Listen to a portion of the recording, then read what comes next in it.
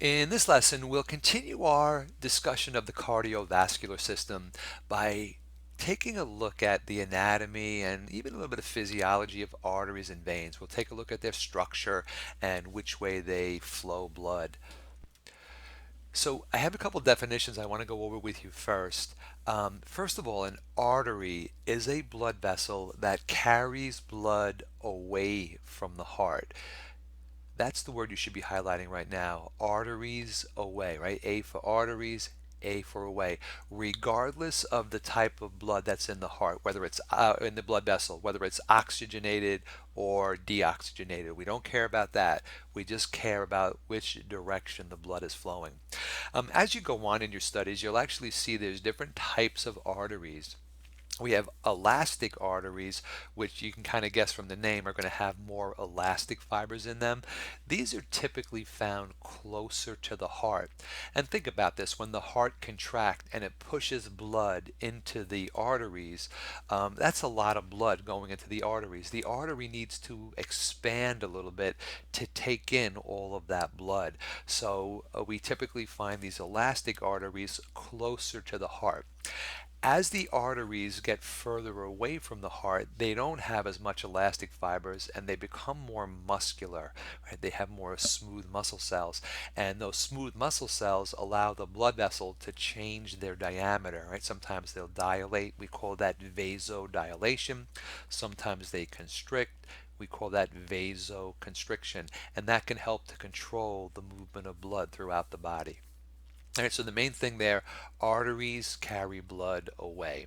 Now, as the arteries get smaller and smaller and become even microscopic, we're going to change their name. We're going to call them arterioles.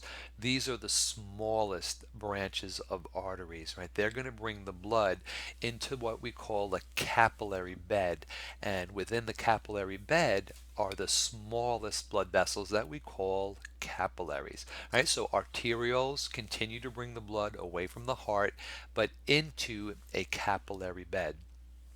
Now, the capillaries within a capillary bed, these are the smallest blood vessels, right? If you were to look at them under the microscope, they're just one thin layer of cells. There's no muscle around it, there's no outer coat, right? It's just one thin layer of cells. And by being one thin layer of cells, it allows for gas exchange between the blood and the tissues. Oxygen can go from the bloodstream into the cells, and then carbon dioxide can go the opposite way. Same thing with nutrients and waste, right? The nutrients into the cells, waste products into the blood, right? But we have to have these thin blood vessels to do that, and these are known as capillaries. Now, the blood leaving the capillary bed is going to go into what we call venules. These are microscopic veins, and you can kind of guess that veins are now going to return the blood back to the heart, right? So venules collect blood from the capillaries and ultimately return the blood back to the heart by becoming veins. Venules become veins, and the veins get bigger and bigger, and they return the blood back to the heart. Okay, so those are the general definitions and the direction of blood flow. So let's take a look at the actual structure of a blood vessel. We're going to see whether it's an artery or a vein. The wall of a blood vessel has three distinct layers. These layers are known as tunics. A tunic is basically a coat, right? There's going to be an inner coat, a middle coat, and an outer coat, right? We call the inner coat the tunica intima. We call the middle coat the tunica media, and we call the outer coat the tunica externa. So let's start by looking at the tunica intima first. Again, this is going to be the inner layer, and it has three components. The innermost part is known as the endothelial lining. We sometimes say the endothelium, and this is just a single layer of flat cells, so it would be a layer of simple squamous epithelium. Right? So these are the cells that are actually up against the blood. Just outside the simple squamous epithelium, we're going to have a thin layer of connective tissue. This is actually areolar connective tissue. And just so you know, guys, as you go on in your studies, regardless of what system that you look at, whenever there's epithelium, just underneath the epithelium or just outside the epithelium, you're going to have areolar connective tissue. These two things, epithelium and areolar connective tissue, always go hand in hand. Just kind of keep that in the back of your mind.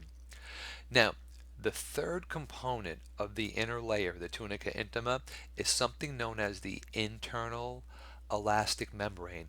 But notice, this is important, they are only found in arteries. They do not exist in veins. And what this is just a layer of elastic fibers, right? They're just kind of be on the outer border of the tunica intima. So let's take a look at a picture. I think makes this a little bit easier to understand. This is actually one of my favorite pictures. This is a microscope slide of a vein and an artery, and you can see it's at low power where you don't really have to zoom in very high. This is at 60 times, and what we're seeing here, guys, is an artery, and up over here is a vein. And what they did was they took a slice of the arterial wall here, and you follow this arrow, and they blew it up to this. And then they did the same thing here. They took the slice of the wall and they blew it up for us here. So let's take a look at the tunica intima of an artery first. So we'll come over here. If you follow this deeper purple of cells, this is going to be the endothelium. This would be the simple squamous epithelium. Then the lighter purple just outside it, right underneath the simple squamous cells, this lighter purple, if you follow my cursor, this is the areolar connective tissue. Then see these squiggly lines right out here? That is the internal elastic membrane, right? That's going to be only in arteries. We don't see that in veins. Right, so these three components, 1, the deep purple, 2, the light purple, and 3, the squiggly lines. Endothelium, areolar connective tissue, internal elastic membrane. They make up the tunica intima of an artery. Let's compare it to a vein. So now we want to come over here. So here you can see the nice flat cells. These are the simple squamous cells, which we call the endothelium. Then underneath the endothelium, there's always going to be areolar connective tissue. That's this lighter purple. But notice, no squiggly lines, right? That's because the internal elastic membrane does not exist in veins, right? It's only going to be found in arteries. Okay, let's take a look now at the tunica media, right? This is going to be the middle layer. The predominant cells we're going to see here, guys, if you want to highlight, is smooth muscle, right? There's going to be a lot of smooth muscle, and there can be another elastic membrane known as the elastic membrane. Notice only found in arteries, absent in veins. So both this external elastic membrane I'm mentioning now, and then from the previous slide, the internal elastic membrane, are only found in arteries, right? We don't see them in veins. Let's take a look. So let's look at the artery first. So now we're looking at this middle layer. Right, this whole middle layer here, if you notice, right, tons of smooth muscle cells. Right, tons of smooth muscle cells, and then kind of out here, this line right here, this represents a layer of elastic fibers known as the external elastic membrane, kind of like where my cursor is here. All right, so smooth muscle cells, external elastic membrane. These squiggly lines here also represent some elastic fibers. This is probably an elastic artery, that would be my guess. Over here, guys, notice only smooth muscle cells, no elastic fibers, and no external elastic membrane out over here. And again, the reason for that is veins do not contain an internal elastic membrane, nor do they contain an external elastic membrane. Finally, the tunica externa, right? This is going to be the outer layer. Let's say you were doing dissection, right? And you saw a blood vessel and you kind of grabbed it and picked it up. What you would be touching is the outer layer. That is the tunica externa. And its job is to connect the blood vessel to adjacent structures so that the blood vessel doesn't move around and become damaged. So in arteries, the predominant feature is collagen and some elastic fibers. In veins, we also see predominantly collagen, some elastic fibers, but what's unique to veins is it contains some smooth muscle cells. All right, so collagen is common to both, elastic fibers is common to both, but smooth muscle cells is only going to be found in veins. Let's take a look. So if you look at over here, this yellow represents like collagen, and then the blue squiggly lines represent elastic tissue. Over here, collagen, and they don't really show the elastic fibers very much. There's not really that many of them. So this would be predominantly collagen. But see these cells here? Right? They're similar to these cells in here. Those are the smooth muscle cells, right? They're going to be the smooth muscle cells. Okay, so again, that's unique to veins. One other thing before we move on is that in large blood vessels, whether they're arteries or veins, right? Really large arteries or veins. Like you may have heard of the aorta. That's an artery. You may have heard of the vena cava, right? Superior vena cava or the inferior vena cava. Those are really large veins. These blood vessels are so large that they have their own blood supply. There are small blood vessels which bring oxygen and nutrients to these large blood vessels. They're basically nourishing the large blood vessels. We call them the vasa vasorum, and that literally means the blood vessels of the blood vessels. All right, so these are small arteries or veins. They're located within the walls of large arteries and veins, and basically they're supplying nutrients and oxygen to the tunica media and the tunica externa of these large blood vessels. All right, so those are called the vasa vasorum.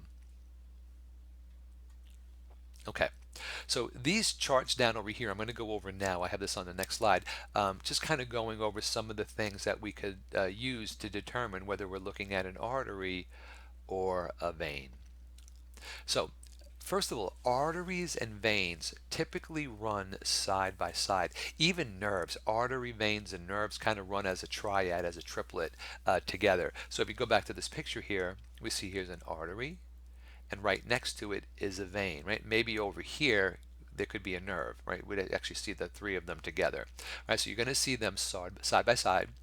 Arteries, if you notice, you probably picked this up already, are going to have thicker walls. Right? It's one of the things I look at too, is just the thickness. See how thick the artery is compared to the vein. The artery lining has folds. It has like a rippled appearance. If you take a look, I'll show you here. See how the endothelium is rippled? That's classic artery, where in a vein, nice and smooth. Arteries are going to be more elastic, right? We know that because the artery has the external elastic membrane, the internal elastic membrane. It has elastic fibers in the tunica media. It has elastic fibers in the tunica externa. So we kind of know that already. And the shape of the lumen, right? The lumen is the hollow part of an organ. So the hollow part of a blood vessel is known as a lumen. That's where the blood would flow. The artery has a round lumen. So if you take here, this is basically a round hollow area where the vein is more collapsed, kind of has a more of an oval shape, more collapsed appearance. Right, so the artery has a round lumen, a vein has a large flat lumen. The lining, especially the tunica externa of a vein, can contract where the vein had some smooth muscle. The last thing, veins have valves. We said that veins direct the blood back to the heart. We don't want veins to backflow blood in the opposite direction, right? We need the blood to go back to the heart. And think about this for a minute. If you were standing upright, all the blood in your foot has to get back to your heart. So as it would be moving in the veins going back to your heart, we wouldn't want gravity to pull it back down. So the veins prevent that, right? They prevent that backflow. An example of a pathology, if you've ever seen anybody with varicose veins, right? Those are problems where the veins become damaged or they become incompetent and they allow for backflow, and now the blood vessel becomes engorged, it becomes enlarged, right? So that ends this lesson comparing a vein to an artery, both anatomically and functionally.